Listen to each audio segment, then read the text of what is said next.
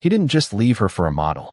He placed that model under 300 crystal lights and called it the future of the empire Emily Carter had helped him build. The ballroom on the top floor of the Royce Maison flagship tower glittered like a private galaxy above Manhattan. All glass walls, champagne towers, white orchids, and cameras waiting for the perfect smile. Outside, winter pressed against the windows, cold enough to turn every breath on the sidewalk into smoke. But inside, the air was warm with perfume, money, and polite cruelty. Emily stood near table 27, close to the service doors, where the music sounded thinner and the waiters moved past her like silver shadows. Her name card had been placed between a retired supplier and a lifestyle blogger who kept glancing at her face, then at Nathan Royce on the stage, as if trying to remember where she had seen this woman before. Emily did not help her. She kept both hands around a glass of ice water and watched the man who had once promised to grow old with her step into a circle of golden light. Nathan looked exactly the way magazines loved him. Tailored black tuxedo, silver cuff links, clean jaw, calm eyes, the kind of confidence that made strangers believe he had built everything alone. Beside him stood Vanessa Blake, tall, blonde, flawless beneath the flash of cameras, wearing a pale silk gown that moved like poured cream whenever she shifted her weight. She looked expensive in the way billboards looked expensive, beautiful from a distance, untouchable up close. Nathan lifted his glass, and the room softened into silence for him. 10 years ago, he said, his voice carrying through the hidden speakers, Royce Maison was only a dream. Tonight, we honor what it has become, and the woman who represents its next era. A small smile touched Vanessa's lips before the applause even began. Emily felt every clap land somewhere quiet inside her, not sharp enough to break her, only heavy enough to remind her that some people could erase you in public and still be congratulated for their elegance. On the screens behind Nathan, Vanessa's campaign portrait appeared, her face beside the new fragrance bottle, her eyes half turned from the camera, the slogan written beneath her in pearl white letters. A new era has a new face. Someone near Emily whispered, not softly enough, "Isn't that his ex-wife?" Another voice answered, "I think so." Brave of her to come. Brave. As if standing still while being replaced were a performance. As if silence were a costume she had chosen. Emily lowered her gaze to the rim of her glass, where the chandelier light trembled in a thin, broken circle. Years ago, before this tower, before these cameras, before Nathan learned how to smile like a man without debts, she had sat with him at a kitchen table in a 700-square-foot apartment in Queens, sketching the first Royce Maison bottle on the back of a grocery receipt. She had chosen the shade of amber for the glass because Nathan said gold looked too loud. She had written the first brand line at 2 in the morning while he slept with his head on a stack of unpaid invoices. She had mailed samples herself, wrapped in tissue paper, walking 6 blocks in the rain because they could not afford a courier. None of that appeared on the screens. None of that fit inside the story Nathan was selling tonight. Vanessa turned toward the audience and gave a gentle wave, practiced and weightless. Nathan placed a hand at the small of her back, not intimate enough to cause scandal, just visible enough to make the photographers lean forward. The room applauded harder. Emily felt the old wound open, but it did not bleed the way it used to. It only cooled. Across the ballroom, Nathan's eyes found hers for the first time that evening. For 1 second, his expression changed. Not guilt, not regret. Recognition, quickly buried. Then he looked away, back to Vanessa, back to the applause, back to the version of his life that did not require an apology. Emily set her untouched glass on the table. The ice shifted once, a quiet sound swallowed by the music as the string quartet began again. A waiter offered her champagne. She shook her head with a small smile, the kind that revealed nothing and surrendered even less. Around her, people laughed, lifted phones, leaned toward power. She stood alone beneath. The soft spill of chandelier light, not shining the way Vanessa shone, not polished for a campaign, not arranged for anyone's approval. But there was something in Emily's stillness that the cameras did not know how to capture yet. Something Nathan had mistaken for weakness because it never begged to be seen. And while he toasted the new face of his empire, Emily Carter watched from the edge of the room with the calm of a woman who had finally understood that being removed from a story was not the same as being erased from the truth. Emily did not leave the ballroom right away.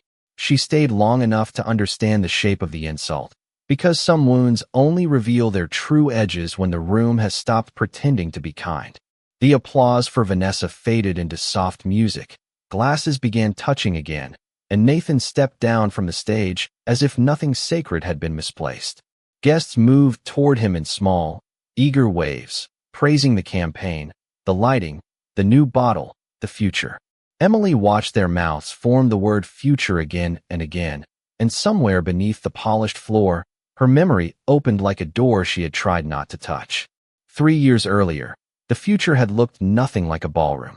It had looked like a penthouse living room at 11:30 at night, rain sliding down the windows above Midtown, and Nathan standing near the marble counter with his tie loosened and his patience gone. Emily had been wearing a plain gray sweater, her hair pinned messily at the back of her neck, a stack of campaign proofs spread across the table between them. She remembered the smell of ink, cold coffee, and the sandalwood candle she had lit because she still believed small warmth could save a cold evening. Nathan had not looked at the proofs. He had looked at her the way a man studies old furniture before deciding it no longer matches the house. "You are brilliant, Emily," he had said, and the kindness in his voice made the sentence worse. "But you do not fit the image anymore." She had waited, thinking he would correct himself, soften it, laugh at how cruel it sounded once spoken aloud. He did not. He only turned his phone face down, but not quickly enough. Vanessa Blake's name had flashed across the screen with a heart beside it, bright and careless against the dark glass. Emily did not reach for the phone. She did not ask how long. She did not ask whether the late meetings, the new cologne, the sudden privacy, the weekends in Los Angeles, all had the same answer. There are moments when a woman does not need evidence because the silence has already signed its confession. Nathan walked to the window, looking down at Manhattan as though the city itself had advised him to be practical. "Royce Maison is changing," he said. "The investors want someone aspirational beside me. Someone the public understands instantly." Emily looked at the proofs on the table. The amber bottle. The serif logo. The line she had written in blue pencil one night when their bank account had less than $500 left. "Luxury is memory bottled." She had not signed her name to it then. Love had made her generous. Marriage had made her invisible. "And I am not aspirational," she said quietly. Nathan exhaled, as if her calmness inconvenienced him. "You know what I mean." She did know. He meant Vanessa photographed better. He meant youth was easier to sell than loyalty. He meant the woman who had carried the company through its hungriest years was now too familiar to be impressive. He meant that gratitude had expired. Across from him, Emily folded one campaign proof in half with careful fingers, not because she wanted to ruin it, but because she needed one clean line in a room where everything else had become blurred. The next week, she signed the divorce papers in a law office on Park Avenue while rain stitched silver lines down the glass behind her. Nathan arrived 10 minutes late, smelling faintly of expensive citrus and someone else's world. His attorney spoke in smooth numbers, clean terms, reasonable arrangements.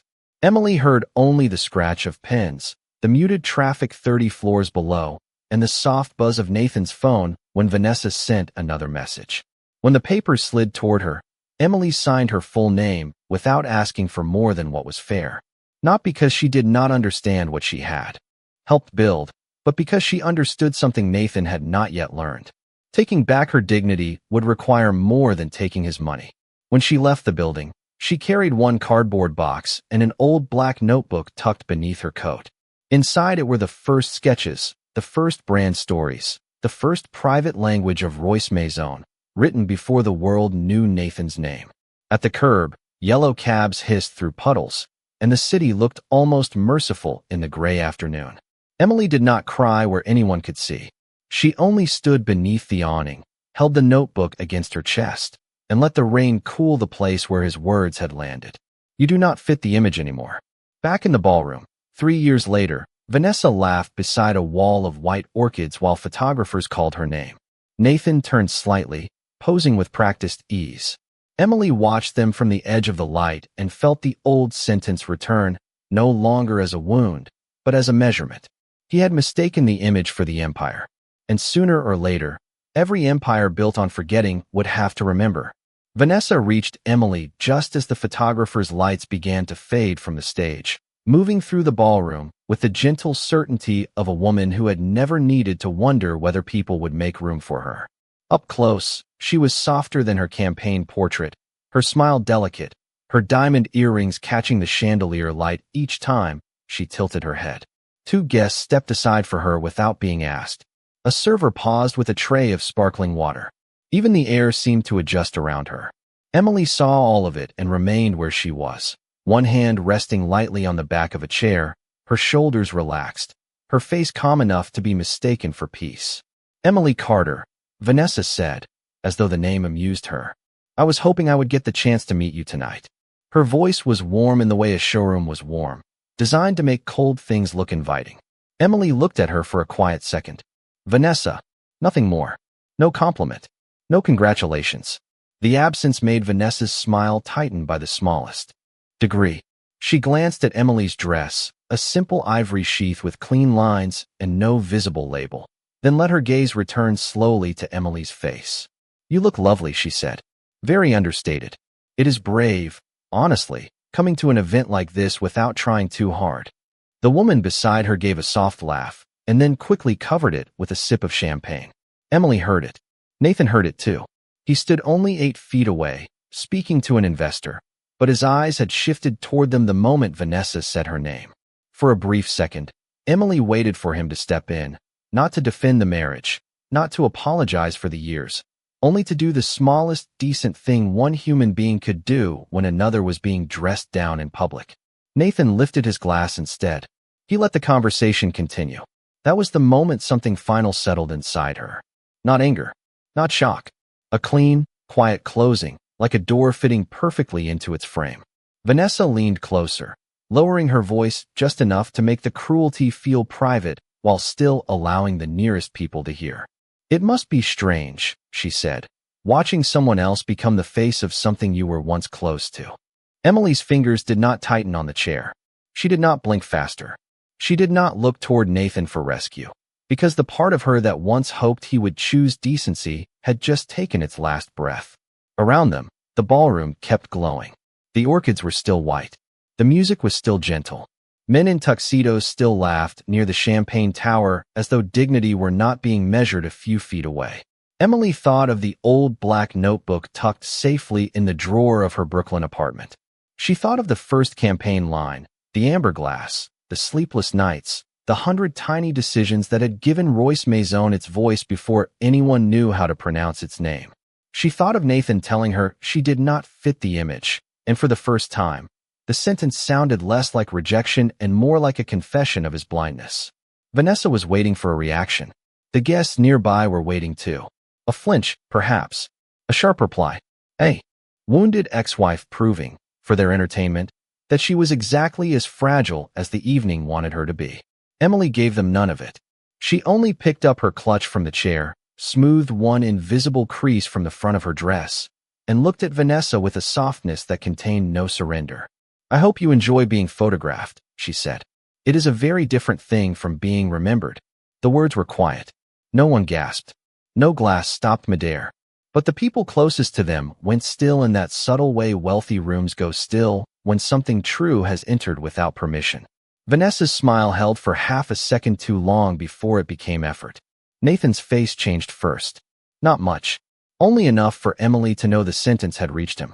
He looked at her then, really looked, as if he had expected to find the woman he left behind, and instead found someone standing several steps beyond his reach. Emily did not stay to watch him recover. She turned from Vanessa, from Nathan, from the crystal lights and the campaign screens, and the polite spectators, and walked toward the hallway near the elevators. Her heels made no dramatic sound on the carpet. Her exit did not interrupt the music. To most of the room, she was simply leaving early. But Nathan saw the difference. 3 years ago, she had walked out of a law office carrying a cardboard box and a wound he believed would keep her small.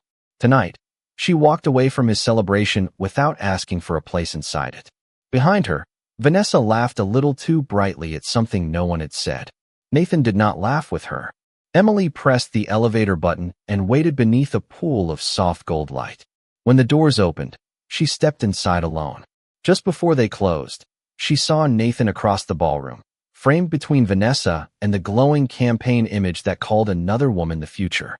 Emily held his gaze without bitterness. Then the doors slid shut, and the noise of the empire disappeared.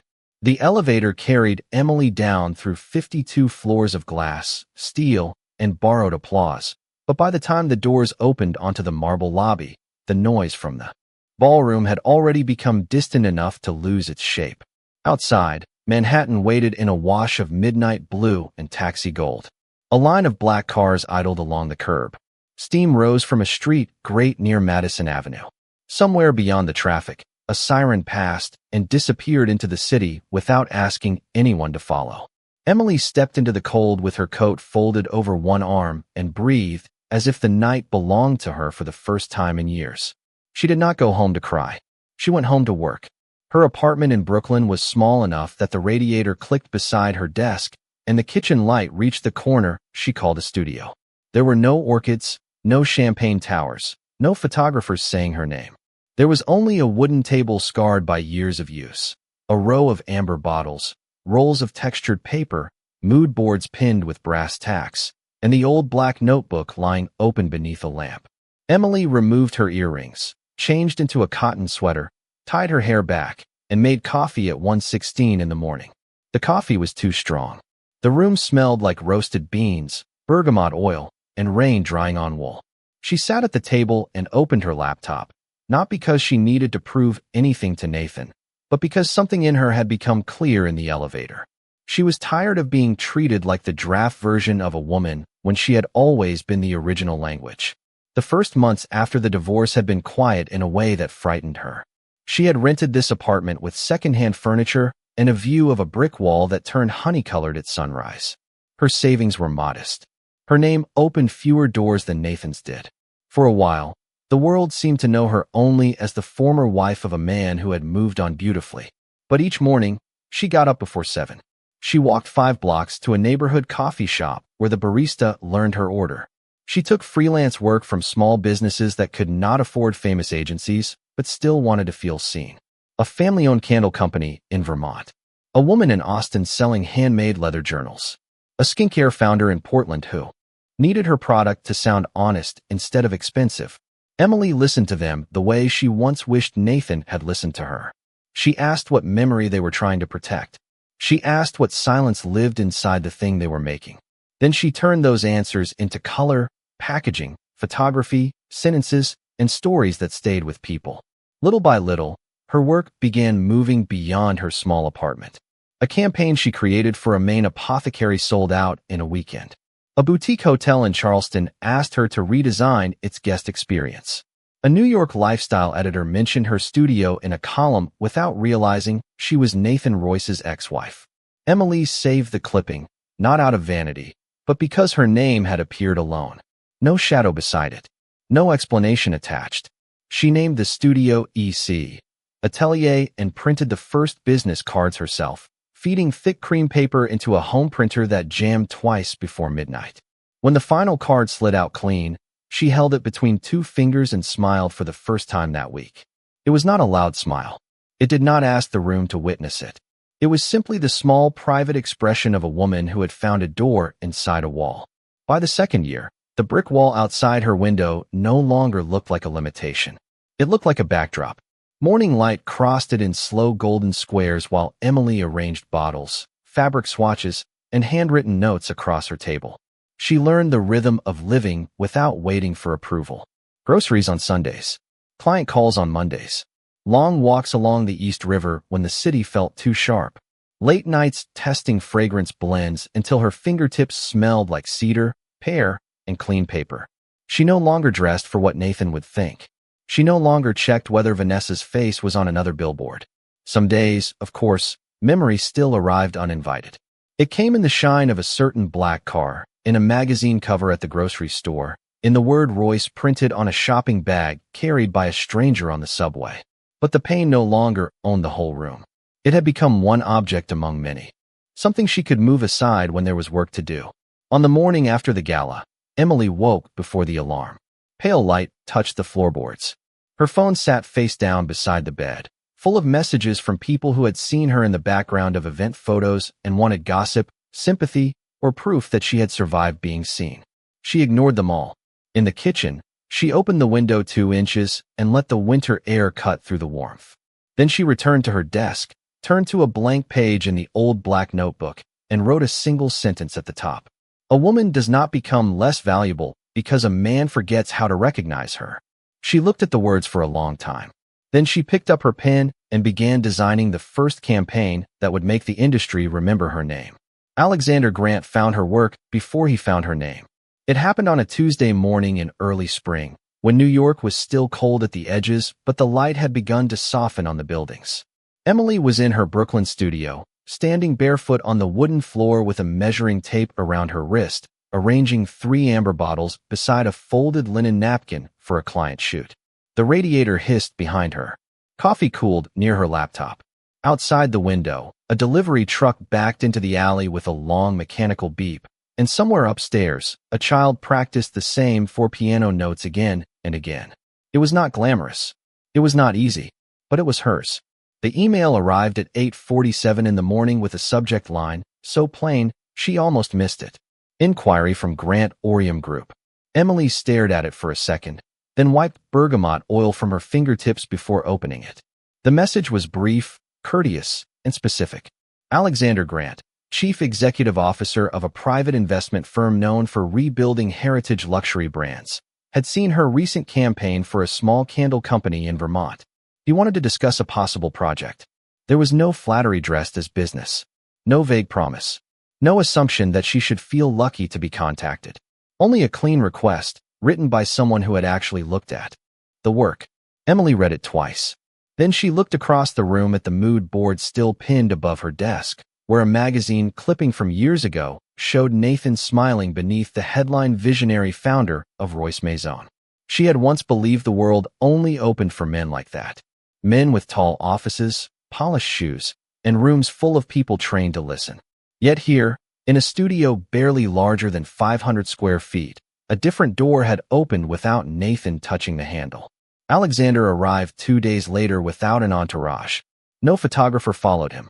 No assistant announced him. He wore a charcoal overcoat, dark gloves, and the unhurried expression of a man who did not need to prove he was important because too many doors already did it for him. Emily met him at the entrance downstairs, where the paint was chipped near the mailboxes and the elevator sometimes paused between floors before remembering its job. If he noticed, he did not perform politeness. He simply stepped inside and looked around her studio the way some people look inside a church, quietly, with respect. His gaze moved over the amber bottles, the handwritten labels, the fabric samples, the old notebook on the table, the wall of pinned colors and phrases that made sense only if someone understood that branding was not decoration. It was memory given shape. "You do not sell products," he said at last. Emily waited for the rest, because men in suits often liked to turn observations into instructions. Alexander only looked at a small card she had written for a cedar and pear candle and finished gently. "You give them a place to belong." The sentence landed without force, and somehow that made it harder to ignore. Emily lowered her eyes to the table, surprised by the ache behind her ribs. Nathan had praised her before, but always as if her talent were useful to him. Alexander spoke as if her talent existed before anyone could benefit from it. He asked about the Vermont campaign, the Portland skincare founder, the Charleston Hotel.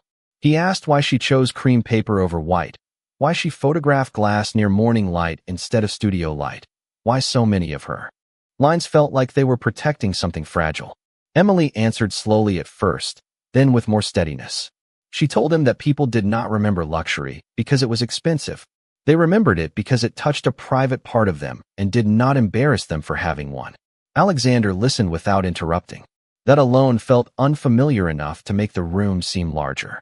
Near the end of the meeting, he noticed the old black notebook half hidden beneath a stack of proofs. Emily closed it with one hand, gently but quickly. He saw the movement and did not ask.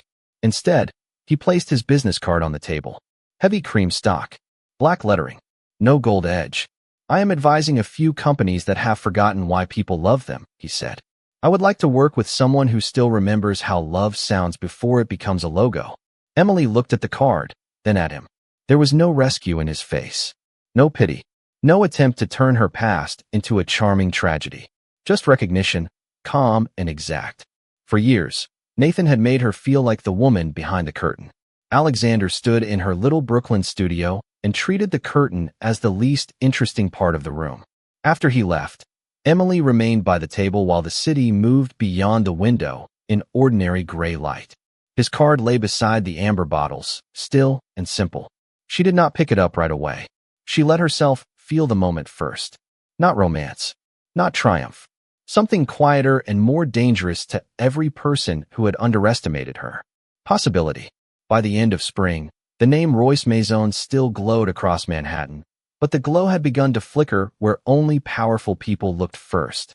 The flagship store on Madison Avenue remained crowded on weekends. The campaign billboards still hung above Fifth Avenue, and Vanessa Blake's face still watched the city from glass towers and bus shelters with the serene confidence of a woman printed 20 feet tall. To strangers, nothing looked wrong. To investors, everything did. The new fragrance had launched with noise, beauty, and the kind of publicity money could buy by the hour.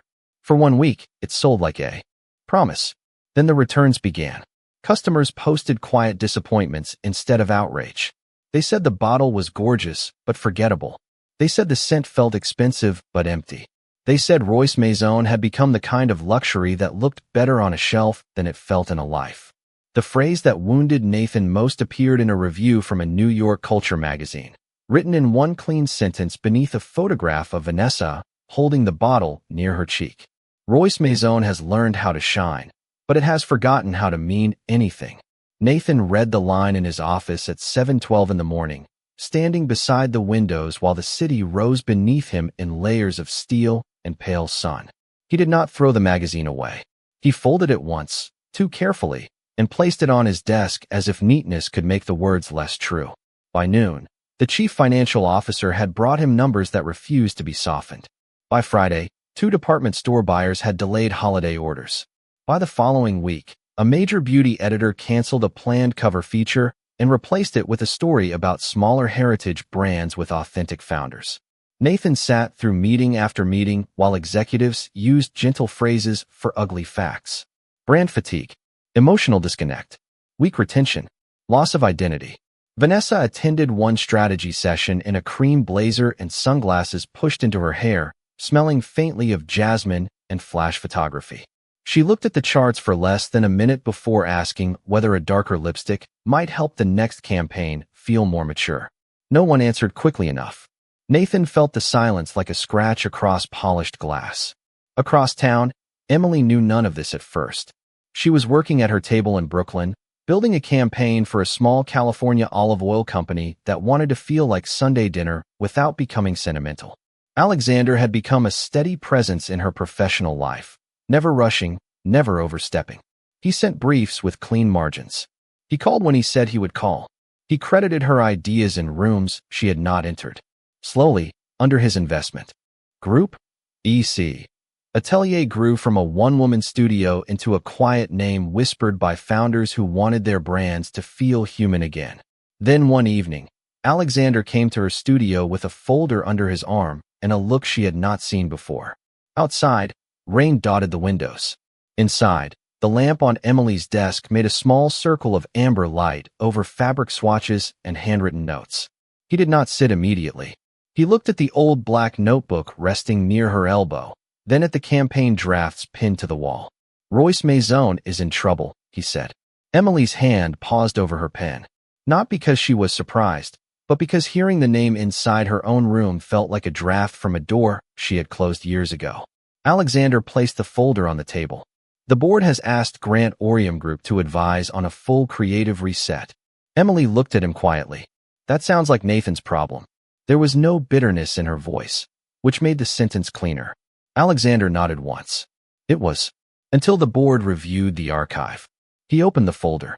Inside were copies of early campaigns, brand decks, old bottle concepts, handwritten phrases reproduced from files Nathan's team had apparently kept without understanding their origin.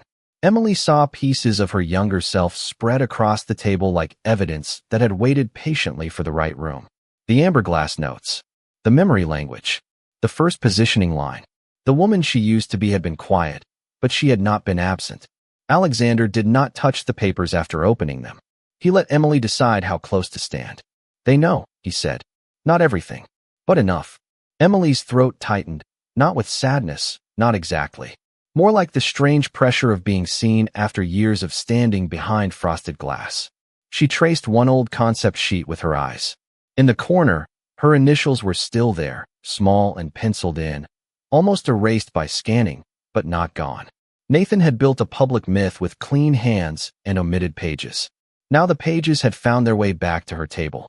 What do they want from me? She asked. Alexander's answer came without decoration. They want you to save what he forgot. Emily turned toward the window. Across the street, a woman hurried through the rain holding a grocery bag over her head, and a bus sighed at the corner, ordinary life continuing with no concern for empires losing their shine. For a long time, Emily said nothing. She was not thinking of revenge. Revenge would have been too small for a moment this precise. She was thinking of the years when she had mistaken being uncredited for being powerless. She was thinking of Vanessa beneath the chandeliers, Nathan lifting his glass, the room applauding a future that had no memory. When Emily finally looked back at Alexander, her face was calm. If I step into that building again, she said, I do not return as Nathan's former wife. Alexander's eyes did not move from hers. No, he said. You return as the person they should have named from the beginning. The rain thickened against the glass. Emily closed the folder, not to refuse it, but to mark the moment as hers. Somewhere uptown, Nathan Royce was still trying to polish a fading empire.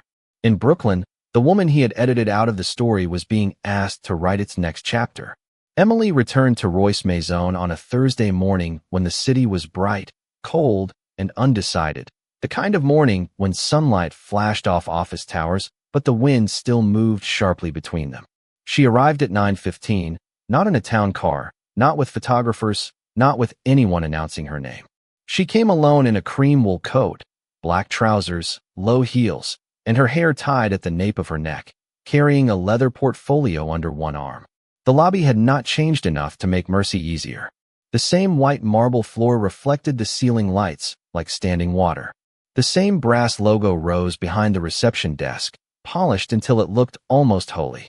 The same fragrance, faintly floral and expensive, moved through the air from hidden diffusers.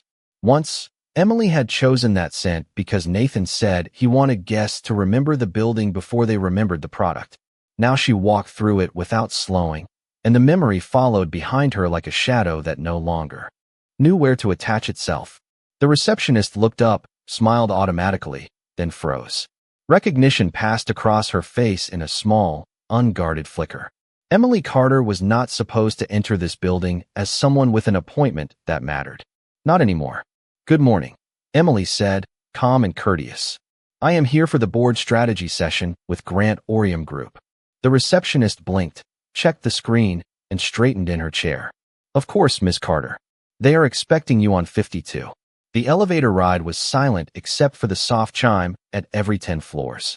Emily watched the numbers climb and felt no trembling in her hands. The last time she had come to this tower, she had been placed at a table near the service doors and expected to absorb humiliation gracefully. Today, her name was printed at the top of the meeting agenda. When the doors opened, the executive floor stretched before her in pale wood, glass walls, and curated stillness. Assistants moved with tablets pressed to their chests. Conversations dropped half a tone as she passed. One older employee from the original warehouse days recognized her first. His face softened with something close to relief. Mrs. Royce, he started, then corrected himself quickly. Ms. Carter. Emily gave him a small nod. Good to see you, Daniel. That was all, but it was enough. Names remembered are sometimes more powerful than titles announced. In the boardroom, Alexander stood near the windows with a folder in one hand, speaking quietly to the chairwoman of the board. Nathan was already there, seated at the long table, wearing a navy suit and the expression of a man prepared to control damage. Vanessa sat beside him in white, looking less like a campaign star and more like someone waiting for the lighting to improve. The moment Emily entered, the room changed. Not loudly, nothing as crude as shock, just a precise rearrangement of attention. Nathan stood too quickly, then seemed to realize he had stood. "Emily," he said, and her name sounded different in his mouth now, stripped of possession but not yet free of habit. She did not give him the warmth of the old nickname. She did not give him the satisfaction of coldness either. "Nathan." Vanessa's smile appeared with effort, bright at the edges and fragile at the center. "I did not realize you would be joining us." Emily placed her portfolio on the table. "Neither did I, until your campaign made it necessary." No one laughed. Alexander's gaze remained steady, but the corner of his mouth changed almost imperceptibly, not amusement exactly, more like approval restrained by manners. The chairwoman, Margaret Ellison, gestured to the empty seat near the head of the table. "Miss Carter, thank you for coming. As discussed, we would like to begin with your assessment of the brand." Nathan's jaw tightened. "With respect, Margaret, I think we should clarify the scope of Emily's involvement before we hand over the room." Alexander set his folder down with a soft sound. "The scope has been clarified." He looked at Emily first, then at the board. "E.C. Atelier has been retained as lead creative authority for the reset. Ms. Carter will serve as chief creative architect for the campaign, with direct access to the archive, product development, and final narrative review." The silence that followed had weight. Vanessa looked from Alexander to Nathan, waiting for him to object with enough power to matter. Nathan did not. He was staring at Emily as if the room had turned around him while he was still facing the old direction. Emily sat down, opened her portfolio, and removed a single page. No stack of dramatic evidence. No speech about betrayal. Just one page divided into two columns. What Royce Maison promised. What Royce Maison became. She slid it toward the center of the table. "The problem is not the bottle," she said. "The problem is that the brand is asking strangers to admire something it no longer believes." Nathan looked at the page, but said nothing. Vanessa shifted in her chair, the movement soft enough to pass for elegance. Emily continued, her voice level, her eyes on the board, not on the man who once told her she did not fit the image. Royce Maison was never built to be admired from a distance. It was built around memory, restraint, and intimacy. You replace those with visibility. Visibility can launch a product. It cannot make people return to it. Margaret leaned forward. The chief financial officer began taking notes. Alexander folded his hands and let the room belong to her. For the first time in years, Emily spoke about the empire in front of Nathan, and no one interrupted to translate her brilliance into his authority. When she finished, the boardroom remained quiet for one full breath. Then Margaret said, "What do you recommend?" Emily closed her portfolio. Outside the windows, Manhattan glittered in the hard morning light, the same city that had once watched her leave with a cardboard box and no public credit. She looked across the table, not at Nathan as a former husband, not at Vanessa as a rival, but at a room finally prepared to hear the truth. "We stopped selling a face," she said. "We returned the brand to a soul." Nathan's eyes flicked toward Vanessa, then back to Emily. Vanessa looked down at her manicured hands. In that small movement, Emily saw the first hairline crack in the image Nathan had chosen over her. She did not smile. She did not need to. The room had already understood who had come back with power, and who had merely been waiting under the lights. The new campaign did not arrive with noise. It arrived with absence first. 2 weeks before the relaunch, Royce Maison quietly removed Vanessa's portraits from the flagship windows before dawn, while Madison Avenue was still blue with morning cold and delivery trucks hummed at the curb. By breakfast, the glass walls were bare except for one line in small black letters. "Memory does not need permission to return." People stopped to photograph it because they could not tell whether it was an apology, a promise, or a warning. Inside the company, the air changed. Emily worked from the archive room on the 48th floor, where old product samples sat behind climate-controlled glass and forgotten campaign boards leaned in labeled drawers. Nathan passed that floor more than once and saw her through the glass wall, sleeves rolled to her forearms, pencil in hand, surrounded by the early language of the brand. She did not look like a guest in his empire. She looked like someone reading a letter she had written to herself and found years later in another person's house. Alexander gave her space. The board gave her authority. Nathan gave her silence, though not because he wanted to. Every choice Emily made carried the calm force of someone who no longer needed permission to be right. She rejected 3 expensive celebrity concepts before lunch. She removed the word iconic from every draft. She asked the perfumers to soften the top notes, the packaging team to restore the amber tint, the photographers to stop chasing glamour and start looking for stillness. When a junior designer nervously asked what the woman in the campaign should look like, Emily paused over the table, then said, like someone who has lived enough to be believed. No one mentioned Vanessa. No one had to. On the evening of the relaunch, the event was held not in the Tower Ballroom, but inside a private wing of an art museum near Central Park, where the ceilings were high, the walls were limestone, and the lighting made every face seem quieter. There were no champagne towers. No white orchids arranged like wealth pretending to be innocence. Instead, there were long tables of amber glass, handwritten notes from the archive, the first bottle concept Emily had sketched years ago, and a wall displaying the evolution of Royce Maison's story, without Nathan standing at the center of every frame. Guests arrived more slowly than they had at the gala, but they stayed closer to the work. Editors leaned in to read. Buyers took photographs of the old campaign language. Employees from the early years stood before the archive wall with expressions they did not try to hide. Nathan came in a black suit, composed and pale beneath the museum lights. Vanessa arrived beside him in silver, beautiful as ever, but for the first time her beauty seemed to have no assignment. She looked around, searching for her image, her place, the proof that the room still belonged to her face. There was none. Emily stood near the far wall in a simple ivory dress beneath a dark wool coat, speaking with Margaret Ellison and a fragrance editor from Los Angeles. She was not posing. She was not waiting to be introduced. Yet the room moved around her differently now. People approached with careful respect, not curiosity. They asked about process, origin, memory. They asked the questions Nathan used to answer on her behalf. At 8 o'clock, the lights dimmed. The museum hall settled into a hush so complete that Emily could hear the soft click of a photographer lowering his camera.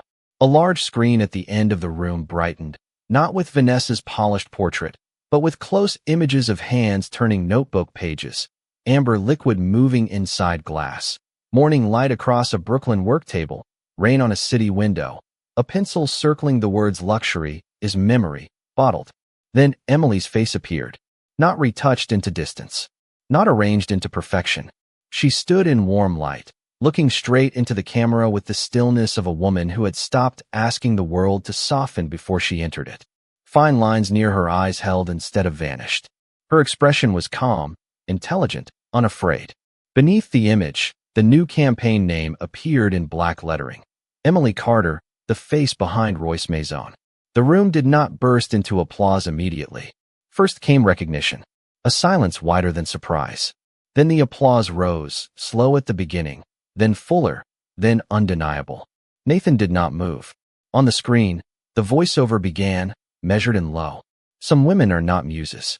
They are the memory that gives an empire its name. Vanessa turned toward Nathan, waiting for an explanation that would save her dignity without borrowing more from Emily's. Nathan had none. His eyes were fixed on the screen, on the woman he had once moved to the edge of the room, now centered so completely that the brand seemed to breathe again around her. A journalist near the front whispered, "So she was the original architect." Another replied, "Then he did not just lose his wife. He lost the story." Emily heard neither of them clearly, but she saw the way Nathan's shoulders lowered by 1 inch, as if the truth had finally chosen a weight he could not pass to anyone else. When the film ended, Margaret stepped forward and thanked the creative team, then turned toward Emily and asked her to stand. Emily rose without haste. The applause returned, not for glamour, not for scandal, not for the satisfaction of watching someone fall, but for the quiet restoration of a name that had been kept too long in the margins. Across the room, Vanessa slipped one hand from Nathan's arm. It was a small movement, almost graceful, but Emily noticed. So did Nathan. So did the cameras. Emily did not smile at them. She simply stood beneath the museum lights, her face still glowing on the screen behind her, and let the room understand what she had never needed to shout. After the applause, the room slowly remembered how to breathe. Editors leaned toward one another with careful smiles. Buyers checked their phones, not from boredom, but to send messages before anyone else did.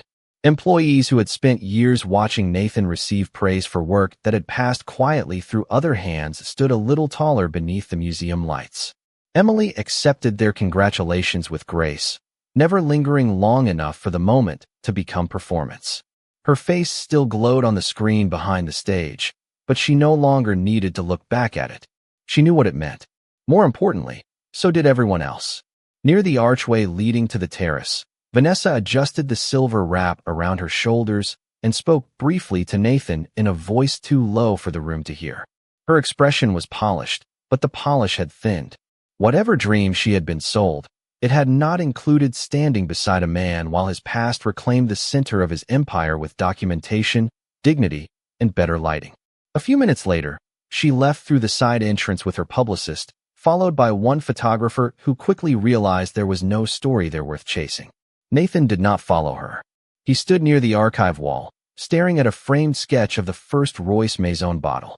In the bottom corner, almost invisible unless someone knew to look, were Emily's initials.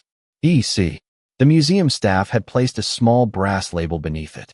Original concept study, Emily Carter. He read those 5 words for a long time. They were not cruel. That made them worse. Cruelty could be challenged. Truth simply occupied the room and waited. Emily found him there when the crowd had moved toward the reception hall. For a moment, neither of them spoke. Through the tall terrace windows, Central Park lay dark beyond the museum steps, and the city lights trembled against the glass like distant candles. Nathan looked older than he had at the gala. Not ruined. Not defeated in the theatrical way small people wish for. Just stripped of the story that had made him larger than he was. I did not know how much they kept, he said finally, looking at the sketch instead of at her. Emily followed his gaze to her initials. You knew enough to keep it. His mouth tightened, but he did not defend himself. That, at least, was new. I told myself I was protecting the company, he said. I told myself people needed a simpler story. Emily's face remained calm. No, you needed a story where gratitude did not cost you anything. The sentence did not rise. It did not cut. It landed as gently as a folded letter placed on a table. Nathan turned toward her then, and for the first time in many years, she saw no strategy in his eyes. Only a man looking at the woman he had edited down until the world corrected him. Emily, he said, and the name carried a softness that once might have opened something in her. I was wrong. She waited, not because she needed more, but because silence had taught her to let people finish revealing themselves. He stepped closer, then stopped, careful at last with the space between them. I miss who we were before all of this, he said. Before the company became everything. Before I became someone I could not even recognize. Emily looked through the glass at the terrace, where Alexander stood near the railing, speaking with Margaret Ellison. He did not watch her possessively. He did not interrupt. He simply existed there, steady and respectful, like a door left open without pressure. When Emily looked back at Nathan, there was no bitterness in her expression, only distance earned honestly. I do not miss who I had to become to stay beside you, she said. Nathan closed his eyes briefly. Around them, the museum hummed with soft music and expensive shoes on stone. Somewhere in the reception hall, someone laughed, and the sound drifted in without touching them. Can we start over? He asked. Emily almost smiled, not because it was funny, but because the question belonged to a language she no longer spoke. Once, she might have searched his face for proof that he meant it. Once, she might have tried to measure apology against damage and call the result hope. But the woman standing there now had learned that peace was not the return of an old love. Peace was the absence of begging inside her own chest. She reached into her coat pocket and removed the temporary access badge Royce Maison had given her for the reset. Her name was printed on it in black letters. Emily Carter, lead creative authority. She placed it on the narrow display table beneath the original sketch. I came back to restore the truth, she said, not to return to the life that hid it. Nathan looked at the badge, then at her. What happens now? Emily glanced once more at the framed sketch, at the initials she had written years ago when she still believed love meant not needing credit. Now the company tells the story honestly, she said, and I tell mine somewhere else. She turned before he could ask her to stay again. Her footsteps were quiet across the stone floor, but every step felt final. At the terrace doors, Alexander looked up. He did not offer his hand as a claim. He simply opened the door, and the cool night air moved in around her, clean and sharp. Emily stepped outside. The city stretched beyond the park in 1,000 squares of light, wide enough to hold every version of the woman she had become. Behind her, inside the museum, Nathan remained beside the archive wall, surrounded by proof that an empire could survive and still lose the one person who had given it a soul. Emily did not look back. She walked into the night with her coat gathered close, her name restored, her silence intact, and the calm glow of a woman who had not taken revenge by destroying what he built. She had simply made the world see who had been building it all along.